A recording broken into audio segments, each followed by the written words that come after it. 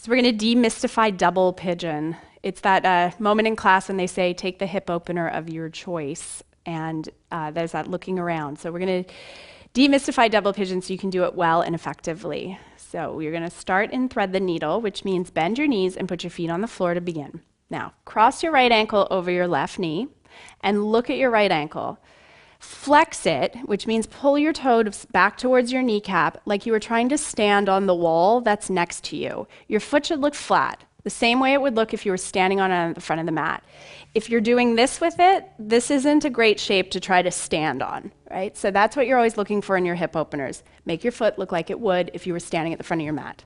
Then grab the back of your leg and pull it in. Okay, so this is half double pigeon to start with. Okay, so if it's difficult to get your shin bone parallel with your collarbones here, that means it'll be difficult to do that when you're seated as well. It's not hopeless. It's not the end of the world at all. You just need to be aware that your hip might not be ready quite yet to do the full pose where you fold. We're going to give you options if that's the case. Right, so now that you're here, foot flexed, knee moves wide by using your outer hip muscles in the right hip. Collarbones are wide, which means your shoulder heads are on the floor, and it should feel like the back of your pelvis is flat on the floor as well. You're not rounding to pull the leg in closer. And now we do the other side. So let go. I'm being very militant about this. And then grab the back of your right thigh once your left ankle is flexed and looks like you could stand on the wall that's next to the right side of your body now. Okay. And if you wanted to get really technical, you could flex the bottom ankle here too. You don't have to, though. You can play dead with that leg. I'll give you a sec. Just the leg, not the whole thing. All right. And then your hips are really different from side to side. You have one that'll be a little more open than the other, so pay attention to that too. It'll mean you set up different sides different ways. All right, undo this and hug your knees into your chest just so you can rock up to seated. Right, so you're going to come into Sukhasana, which is also a great hip opener. So if double pigeon isn't available, this is the next step before that happens. So it's not just cross legs like when you were sitting at school on the floor. It's a little different. So you'll move your shin bones forward enough that you can cross them right in the center, flexing your ankles, and your feet will probably come just a little to the outsides of your knees. Right, now, once you have that set up, if you can shift forward a little further, fine. Otherwise, just leave your shin bones where they are, and you're going to fold yourself forward. Once you start to fold, make sure that the points of your pelvis, which are your sit bones, stay flat on the floor. When they stay flat on the floor, you're welcome to lengthen your chest away from them as much as possible, but don't let them lift. Then that same thing, you're flexing your ankles here, so there's no sickling in the inner ankle, thus protecting your knees. And if this is a big hip opener already, then double pigeon's probably going to be a little bit too far along down the road. That means it'll come. Just be patient and stay here with Sukhasana for a while longer. Okay, otherwise, you're going to come back up and change the cross. So you'll put the funny leg in front that you don't pick as often. Right, shins far enough forward, cross them in the center, flex your ankles, and then fold. So you're not trying to pull the feet back and then fold. You're leaving them out in front of you so that you're really opening the part of your hip that you need.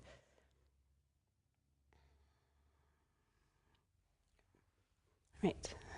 And then we'll do one deeper stretch before we go into double pigeon. So you'll come up to seated. You're going to extend your legs out in front of you. Cross your right ankle over your left thigh. Flex the foot, again, like you're standing on the side wall. So you can see there's no wrinkles in the skin here. There's no folds. That's what you're looking for. And then put your hands behind you. Bend your left knee and stay here for a second once the foot lands on the floor. Now you want to sit up tall with your sit bones down on the mat. If you can push your pelvis further forward towards your left heel and do that same thing, then go ahead. Otherwise, you can stay a little further back and then sit up tall with your collarbones wide. And for Janice, her hip is really open in this direction, so her shin is parallel and facing the same direction as her collarbones. But if for you it's not quite yet, then that means your setup in double pigeon might require a prop, which is okay. Props are our friends. We love them. They're not punishment, as I say. And then uncross after you straighten the left leg. Okay, bring it out, left ankle, right knee, hands behind you, bend your right knee, sit up, assess. If you can move in closer, so be it. Good. Right. And then sit bones stay down, chest lifts up, ankle is flexed, Knee is moving wide.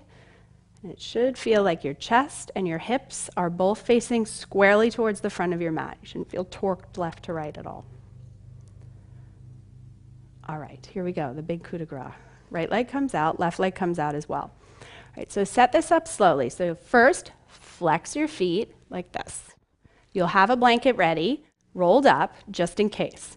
Now, from your right hip, turn out, and then bend the knee and place it underneath your left leg. Good. Right. Shin parallel to the front of your mat, ankle flexed. Do the same thing with the other leg. Turn it out, bend the knee. Now, ankle goes directly on top of the knee. And when I say ankle, I mean the ankle joint where the bony part is. Same thing on the other side. Now, knee is above the ankle. And your shins should be stacked right on top of one another. Okay? And then if this is enough, you just stay here and sit up tall. If your knee is way up towards the ceiling, you're going to take a blanket and just place it underneath of it. Okay? And then you can fold once you have this propped up, or you can stay seated if it's still a big opening here, and that's enough for today. The nice thing about the blanket is it gives you the ability to slowly unroll it over time as this hip opens and the knee is more able to come down towards the foot. So from here, if you want to fold, you fold forward, but you keep your sit bones on the floor like we talked about in Sukhasana. And that's double pigeon. That's the setup for it. So this is one side. And again, they'll be different from side to side. Janice really loves this, so she's desperately always wanting me just to leave her here, but she can't because this tutorial has to end at some point. We have to do the other side. So walk back up, get rid of your prop, stretch your legs out in front of you, and you'll do the other side. So now the left leg will go under, turn out from the hip, bend the knee, shin parallel to the front, do the turning from the hip again, bend the knee, take it across, make sure your feet look like they're standing on the side walls. If the knee's really high in the air, place the blanket underneath of it. If you're folding, go ahead and fold. And then once you're down, sit bones stay down. You're free to walk your arms forward. I put my hands under my forehead. Sometimes I take them alongside my body. It's really up to you. So there you go. Now in the hip opening section of class or at home, when you need to set it up, you know how to set it up really well and effectively to open your hips.